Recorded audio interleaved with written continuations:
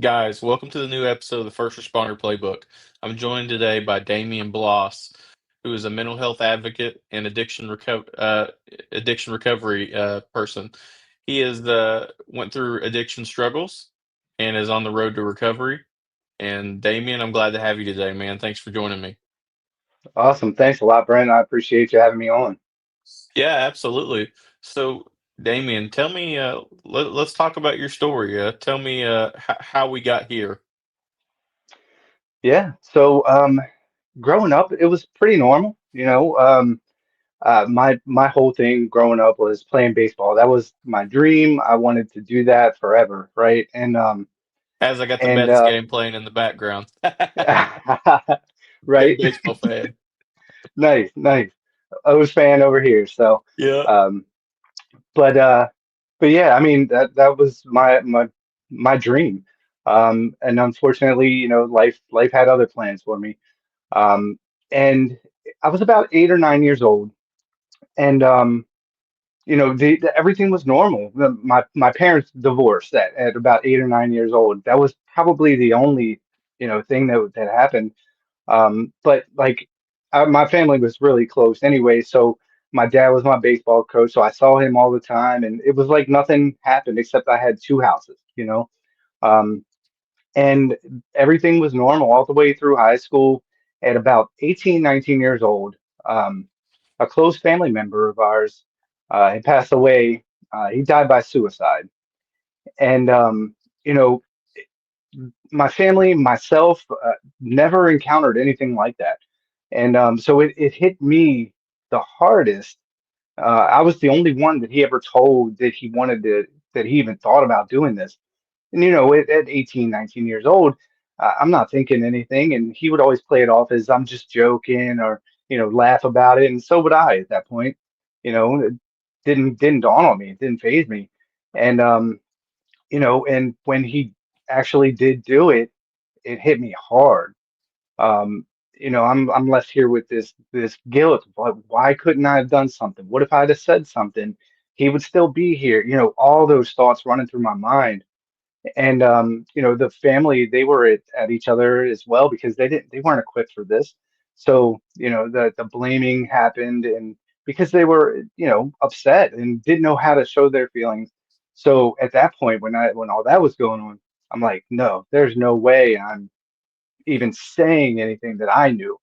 Um so I held on to that guilt, that secret, for about 20 years. And I turned to alcohol to help me uh, suppress all those emotions, all that guilt, and just try to forget all about what had happened. And it took me down this dark and lonely road, and it, it was uh, it was horrible, to say the least. It was horrible. So how did you initially like, you're holding this guilt in that, no one knows about. How did you initially turn to alcohol? Like what led you to that direction? So I would go out on the weekends and stuff with my friends, and we would go over. When I was that young, I couldn't go to the bars, of course. So we would go like to the school field or whatever, and just do that stuff. And I realized that alcohol made me forget a lot of that stuff, and it helped me to live essentially. And it turned me into this person that I had never been able to find. And I was also looking for that person. I was very shy. I was very introverted as a kid. Um, and I wasn't very confident in things, but alcohol it gave me that power that I could be this person that I wasn't, that I've been searching for this whole time. And I held on to that. And I noticed that I was very outgoing, and I was fun loving, and everybody wanted to be around, and I could make people laugh, and I could just be this person that was carefree. And I loved that aspect of it. I didn't know what it was going to get me into, of course. Um, and it started with little things, just being careless, and, driving while intoxicated, getting arrested for alcohol related offenses, and just took me down that dark path. And I you would think that something like that would make you wake up and say, I think I have a problem, and it didn't, and it only added fuel to my fire, because what I would look at it as, now I'm in this rut, and my only way of getting out of this rut, or at least feeling better, is to drink more. So I would just use that to medicate myself. So, how long do you think it took you to realize that you actually probably had a drinking problem?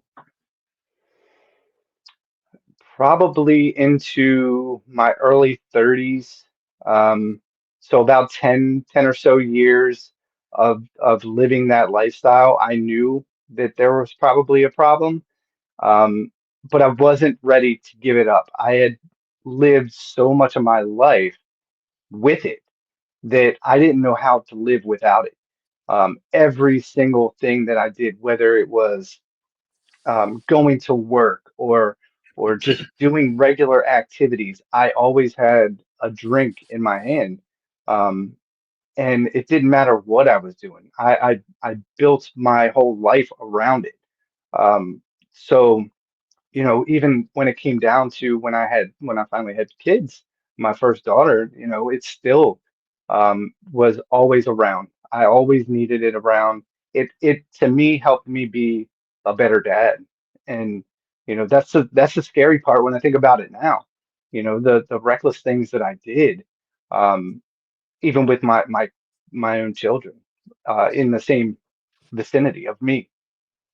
So, in this period from like your late teenager years to your early 30s, what for somebody that's never really, been through an addictive period in their life, for that may be listening, what did what stood out to you that made you finally realize, like, hey, I've got the addiction? Was it just the always being around you, or did you have like a need to drink? Like, how did that play out for you?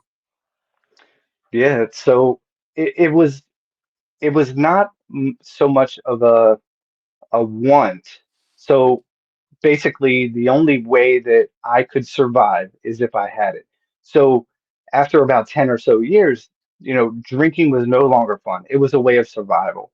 And I did that for another 10 years because I didn't get sober until I was 39.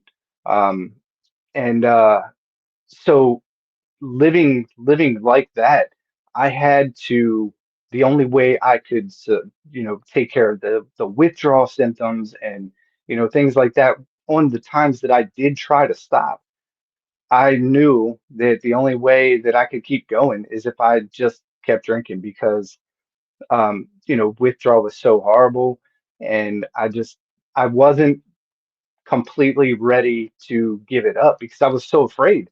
I had lived so much of my years, or so much of my life, with it, that there was no way that I could see myself without it. So at this point, I'm like, I have to continue drinking in order to survive. It got to the point where I wasn't any longer getting drunk or anything like that. it was That's how I felt normal. That is the only way that I could feel normal.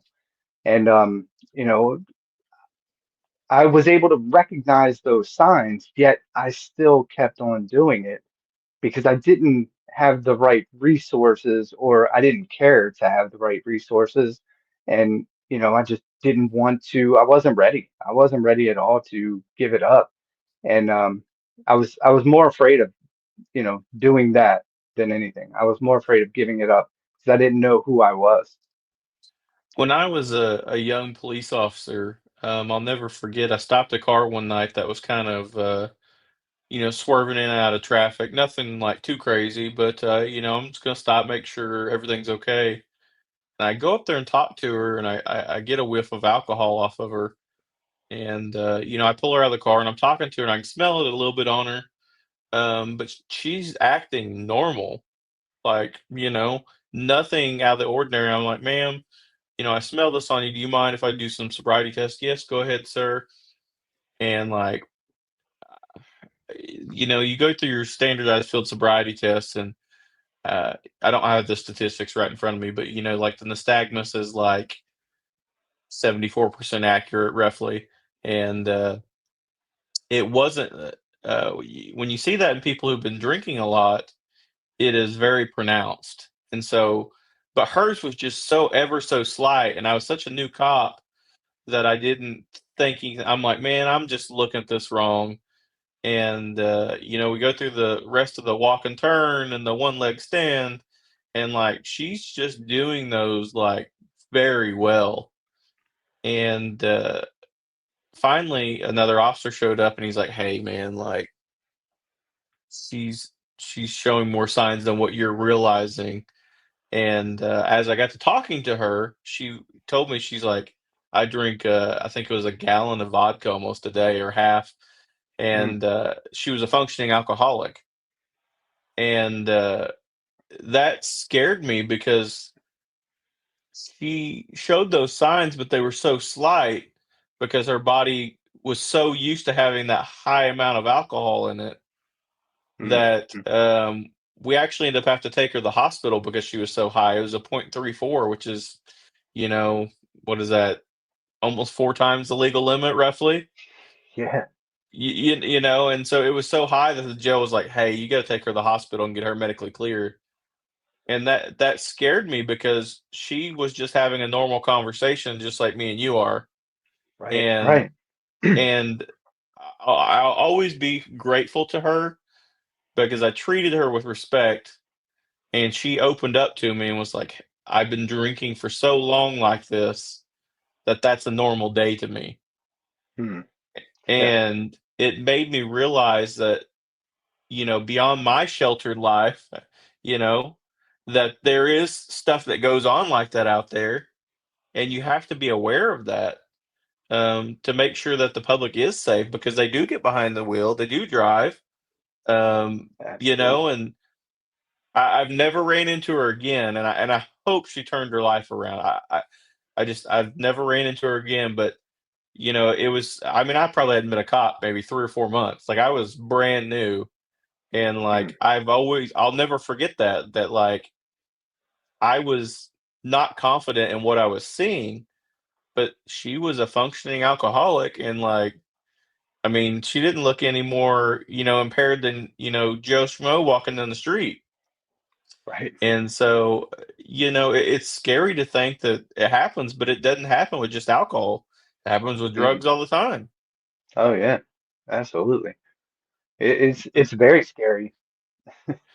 so how did you get to the point to where you're like, "I want to get help. I want to change my life?" It about 5 years ago. So my sobriety date is February 13th, 2020. Um, so a little more than 5 years ago, I had gotten to the point to where addiction was just it had such a tight grip on me that there was it was looking like there was no way out. The disease was telling me, look, you've been to jail, you've been to rehab, you've done the counseling, you've done the meetings. What more can you do except the only way you're ever going to get out of this is if you take your own life. And that was the turning point because I knew what it did to my family back then, and I know what it does to families, and that was never something that I had ever talked about. I've never wanted to do it, and at that point, when I was about to, go through with it, I was on the phone. I was at home. My wife was at work and the kids were at school, and I'm in the process of letting her know and by text because I did not want to hear her voice. um and I was telling her that she's going to have to pick up the kids. I'm not going to be able to. And in that moment, I was completely fogged. My vision was blurred. I'm like completely just wasted. And um, in the midst of all that, I accidentally called this pastor. I had his phone number in my phone. My dad had given it to me at one time because he was at his wits' end. He would too. He didn't know what to do, and he was just like, "Here, take this guy's number, give him a call. Maybe he can help you."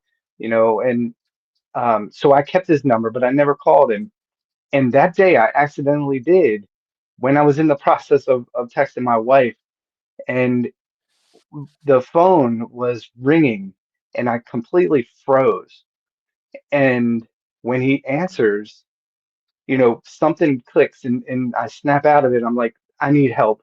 I break down to this guy and he's not equipped to handle anything like this. And he doesn't know what he's jumping himself into. And, right off the bat, he's like, I'll meet you. And we met at this coffee shop down the road from my house. And I get there and we're talking, and he asked me to pray, and I had never done that before. Never in my life had I prayed, except in playing baseball. I pray I get a home run or something like that. Right. And my relationship with God was I believed, and that was it. I'd never been to church, and I was never one to church goer or anything like that. And I prayed that day, and I don't remember what it was that I prayed about, but you know, that was like the first step for me to getting out of this, and I felt lighter. And talking with him, and he did not know me at all. He didn't have to listen, and he did. And I'll never forget that conversation that we had, and him telling me that he will be there for me, not knowing me at all, and he's just going to be there for me. So I go home that day, um, and I did end up texting my wife to tell her she's still going to have to pick up the kids. I'm in no position to be able to do that, but I am also checking myself into rehab. So I called um, Ashley Treatment Center it's about 25 minutes up the road from me. I checked myself in, and you know, even at that moment when I told them I need help and I really want the help, they were like, "Do you need the detox? If you do, we have a bed for you now. If you don't, then we will have one open in 5 days." And still in that addiction, in that addictive mind, I said, no, I don't need a detox. And I did. I should have. And it was the worst decision that anybody can make. That is the worst experience to go through. Um, and, but I did it. And I told him, no, I'll be there in 5 days. Um, I stayed at home and I detoxed on my own, and that was the worst. The withdrawal, the sweats and the shakes, and at this point I'm hallucinating and seeing things, and my vision's blurred, and it's the worst thing, and I'm sick. um it- and it lasted about 3 days, 3 or 4 days. So come the time that I'm set to go to my intake at the rehab, my wife actually drove me there. And, after all that stuff that I just went through, the sick feeling and all that, I still, in my mind, we had a 25-minute ride, and that whole ride, I'm thinking, I feel better now. Like I feel good. I think I can do this on my own. I don't think that I need to go to rehab. And these crazy thoughts are running through my head, like I know she's not going to turn around. I can't swindle her into taking me back home.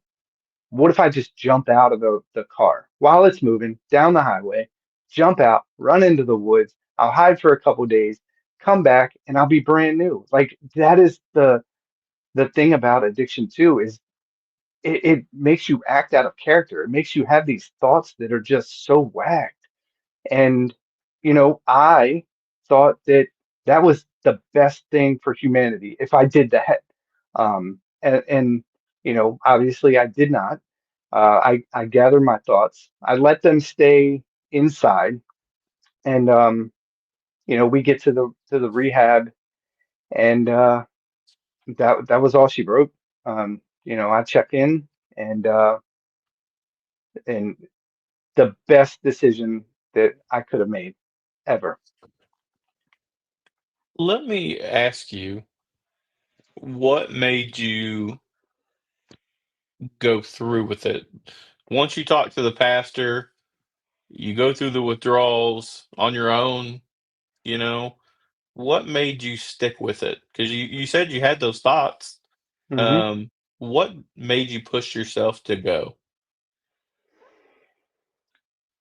Just that I knew that there was no life in that for me. There was nothing that I could do.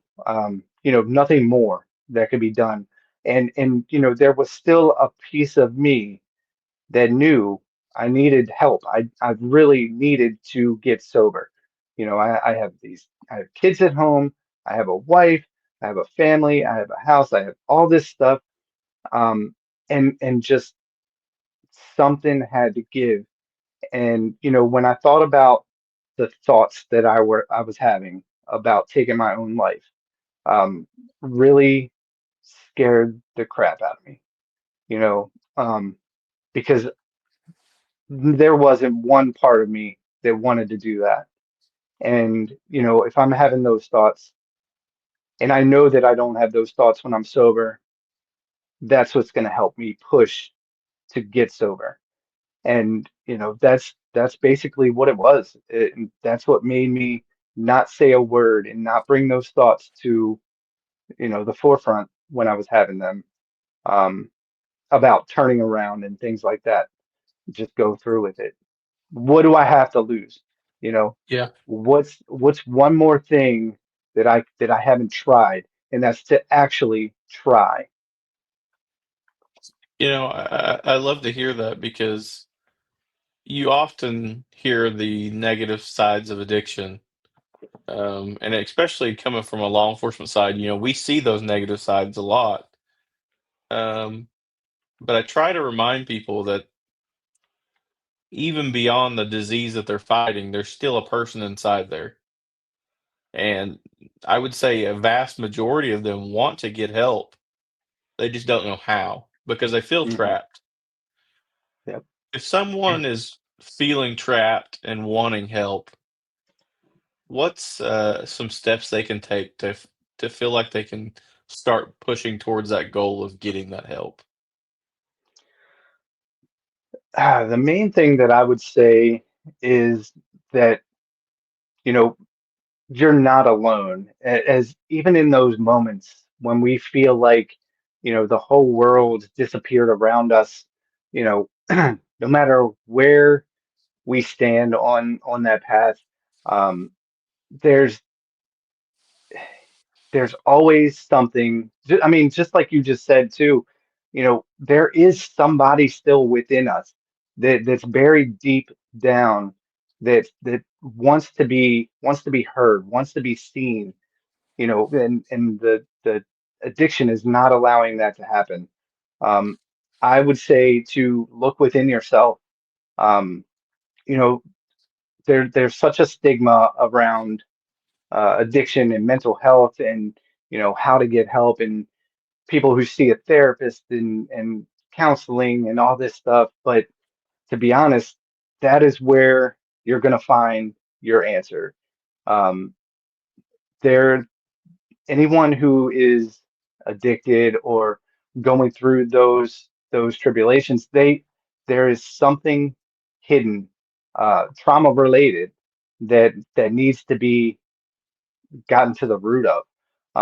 And the hardest thing to do is to admit that there is something going on. There's something else that's bigger than us that's causing this.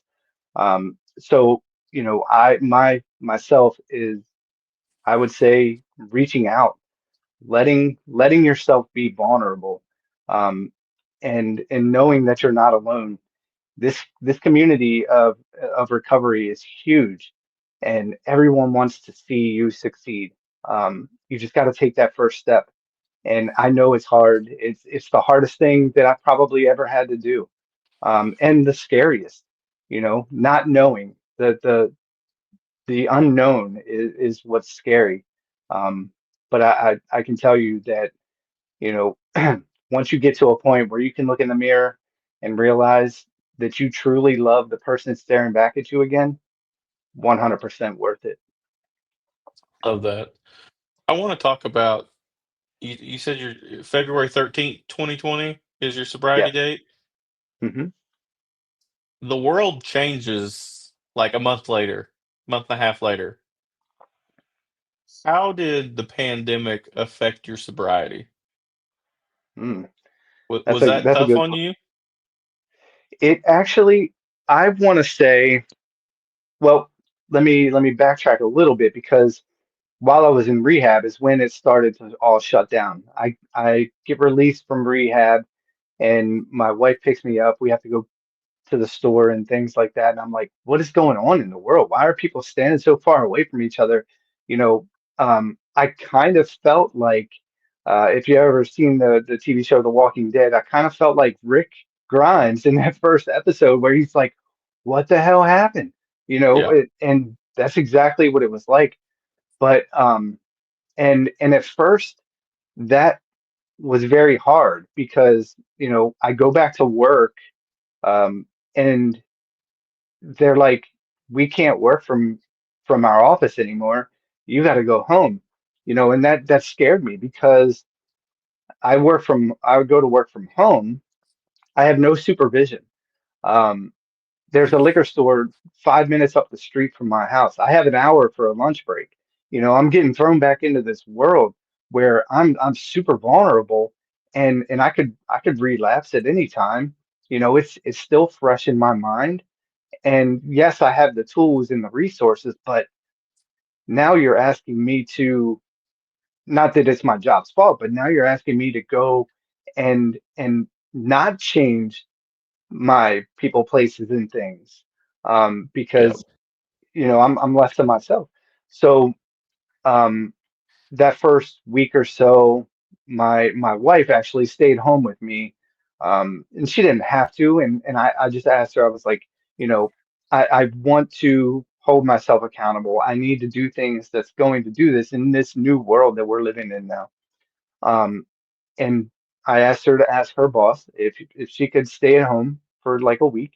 Um, and she was able to, and then she got sent home. So after that week, I thought I was going to still be by myself, and I was getting anxious and all that. But then she was sent home, and I can honestly say that the pandemic wasn't as bad on me as I thought it was going to be. It started out that way, but I was able to create certain spaces, and I was able to create certain things that was going to help me. Um, and what I learned in rehab was to be yourself accountable, and be able to communicate. So my wife was like the perfect person. She's here with me all the time. She knows me better than anybody else, and I know she won't judge me. So I fed off of that, and I was able to talk to her, and she would talk me through things.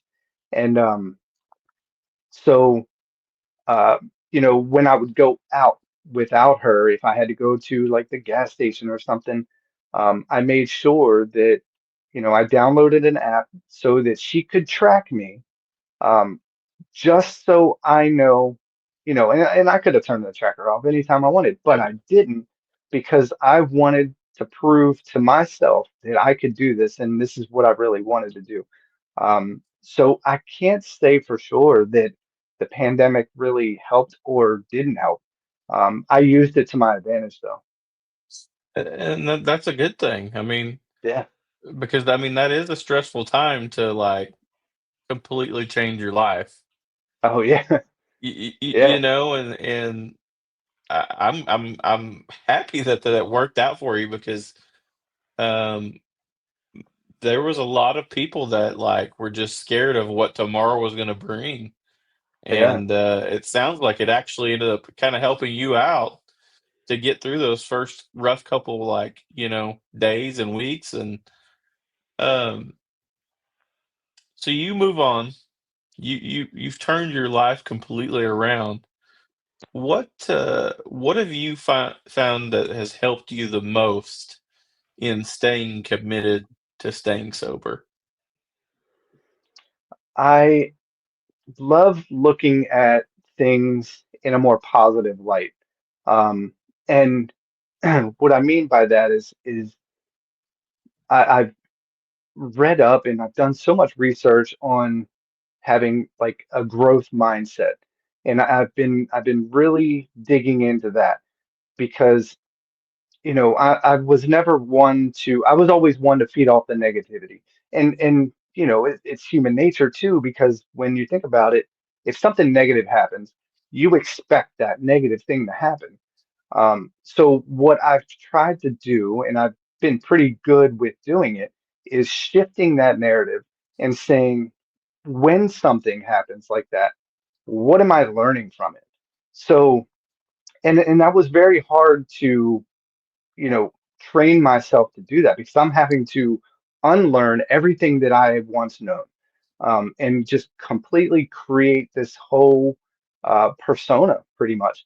So the way I look at things now is what have I learned from such a negative situation, whatever negative thing happens, what am I learning from it?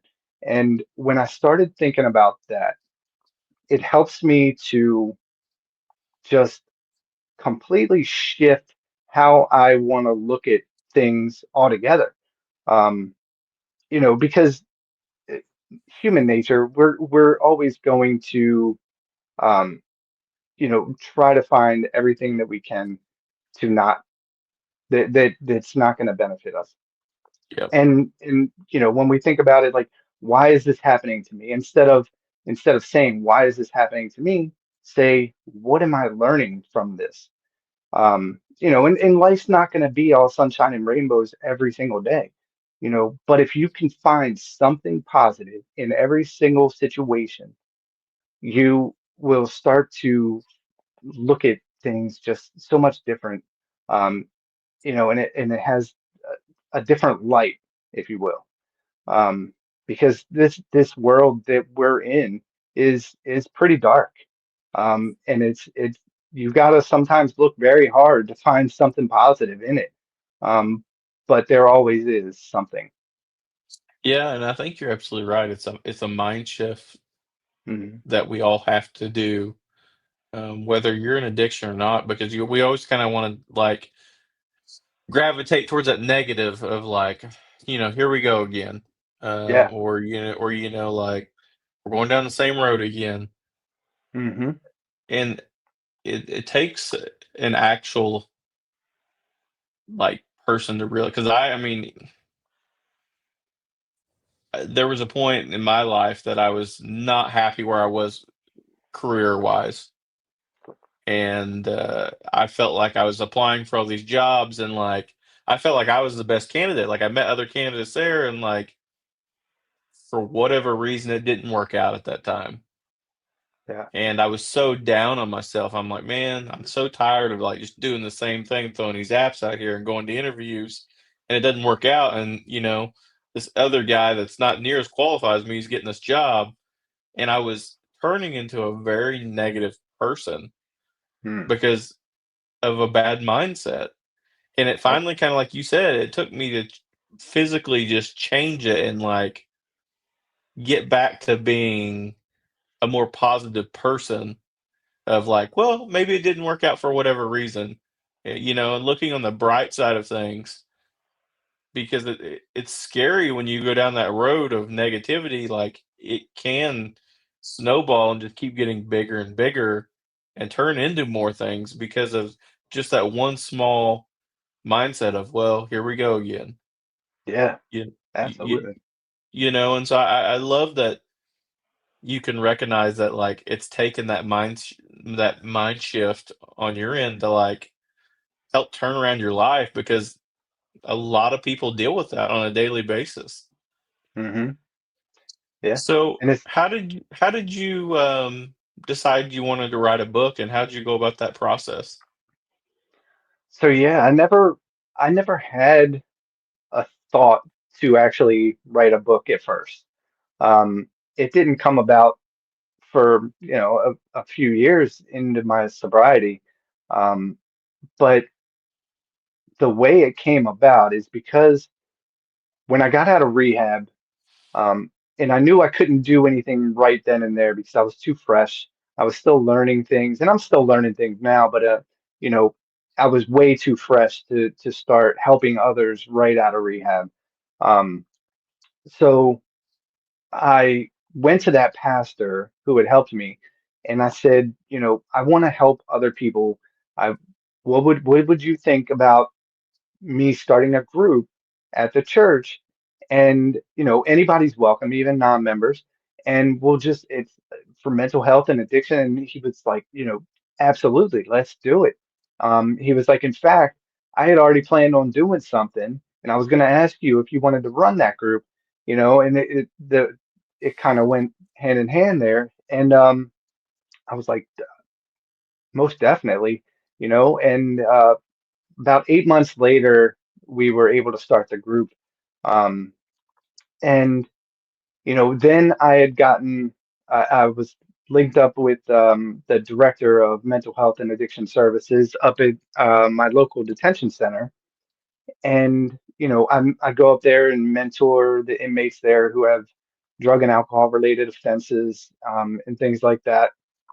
And, I go up there on a weekly basis. So now I'm starting to reach others in my community, and I'm like, I don't want to stop just there. How can I get, you know, others involved outside of this community? Because I'm talking at rehabs and I have speaking engagements here and there. And um, so I was like, maybe I can just write a book, and that's that's literally how it came about. And um, you know, I started writing it, and it started feeling I had to take myself back to where I was, and I think that was the hardest part for me writing that book is taking myself back for the very first time, without a counselor, without anybody to mediate, and just lay it all out. And it was very therapeutic. And as I'm writing it, it's getting more intense, and I'm coming up with ideas and things like that. And by the time I know it, I have a full book, and I wrote it 4, 5 times over, trying to make it to where I really wanted it, and to tell my story the best way. And so I was like, now I got the book written. What do I do with it? I had no idea. And I found a publisher, and they took it, and we I was able to get it out there. And now, it's out there for that was my goal, to find out how to get it out, my story, to others outside of the community, and I did that. And it's such a wild and crazy transformation of who I was, to who I am now. You know, being an author, I never would have put that, behind my name or whatever. And I never looked at myself like that. And but it's been such an amazing experience to be able to do. Well, and I'm gonna tell you, man, you've got a reason to be here, and you've got a story to tell. And I love that you have the platform to do that. I mean, that's awesome. Like Thank you. we 1000% need to celebrate the wins. Yeah. Um, with people coming out of addiction. So you've got the book out. You've got the Facebook and Instagram groups. Let's Hmm. talk about that. Like, how can people get involved in that? And like, what's your mission with those? Sure. So with the groups, it's just for an extra, avenue for others to, with like-minded others, to just share their story if they'd like. Nobody's going to judge you. Join the group. and we post daily or weekly about our meetings coming up and things like that. So, and if you're not in the area, I'm in Maryland. If you're not in Maryland or close, we also do it via Zoom. So if you needed to join that way, you're more than welcome to do so. There's no obligation to show your face or obligation to talk even. Sometimes we just need to listen. And so if that's the main thing for the group is for like-minded individuals to come together and just not feel alone. Yeah. And especially in today's world, it allows people another avenue to get connected with people that like have been through that same struggle and Yeah, not feel judged. And so I love that you're doing that, man. The Zoom thing is just wonderful because anybody can join from anywhere. And like you said, you don't got to show your face. yeah, Even if you just want to be there, like yep, that's still progress from not even being there. exactly. And I think that we need more positivity like that in the world. So what's next for you? You've got this going on. What's next? Because Hmm. I have this sneaking suspicion that you're not done sharing your gift with the world. So tell me what's next for you. So, well, I'm contemplating on writing another book, but this time not. I don't want it to be my story. It's going to be a self-help um, book. So I'm looking forward to possibly doing that. And you know, I'm still doing speaking engagements at rehabs and other events. I love doing this podcast thing, and that's just another avenue to help get the word and get the story out to others that aren't in my community. And it's just this whole journey, whether I do write the book or I don't, I'm still going to share my story. I'm still going to help others. I'm still going to be there for whoever needs my help.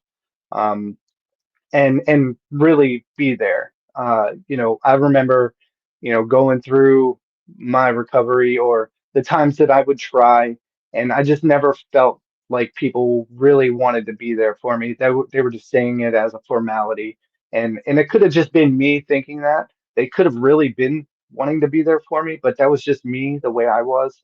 But I just want others to know that no matter what, um, you can count on me if you need somebody to reach out to. I will not judge. I'll be that ear that you need to listen. You know, I love that. I think that one day you need to get your own podcast going to share the stories of recovery and celebrate those. You've got a good way of conveying your message, and I think you would be very successful in that. thank And you. I mean that. I appreciate Um, that because I was thinking about that too as well. I mean, Doing I that. sit and think like there's so many people out there that listen to podcasts now, whether it's on Yeah. YouTube or through Spotify or through Apple Podcasts or wherever they listen to them at. Um, but it's a new medium to share your message, man. Yeah. And if there's anything I can do to support you, if you decide to go down that route, you let me know, and I'll be Absolutely. there to help out. I think that's awesome that you're here, celebrating your recovery. So if people want to get in contact with you, what's the best way to get in contact with you? Because I'm going to put your link tree in the episode description. Oh, great. Yeah, that would probably be the best way. It has my email, so you can reach directly out to me. Of course, it also has a link to the Facebook and Instagram pages as well, and the link to my book as well. But yeah, my email's right there. You could reach out to me directly if you wanted to. I love that. So if you could give one piece of advice to this person listening to this that might need that extra push, what's your one piece of advice? Hmm. Take your time. showing up for yourself every single day, working consistently on healing the parts of you that, once held you back.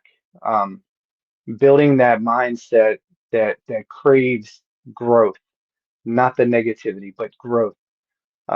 You're gonna get to the point, and I've said it before, where you can look in the mirror and just love yourself again. And because I remember at one time I would look in the mirror, I didn't recognize who that person was staring back at me. Um, and you will be able to love yourself again. And no matter where you are on your path, whether it's your first 24 hours or your decades into your recovery, sobriety is a powerful milestone, no matter how much you got. But it's not the final destination. There is no finish line to this thing, and that's why I say take your time. Um, you're never going to be completely done of this. It's a lifelong journey. Take your time, work on yourself, and you're going to heal. I love that, man. Damon, you're always welcome back on the podcast, and thanks for joining me tonight, man. Absolutely, man. Thank you so much for having me. I appreciate it. And thank you for everything that you do as well. Yeah, appreciate that. Damien, like I said, you're welcome back anytime, okay? Have a good night, man. Absolutely. Thanks. You too.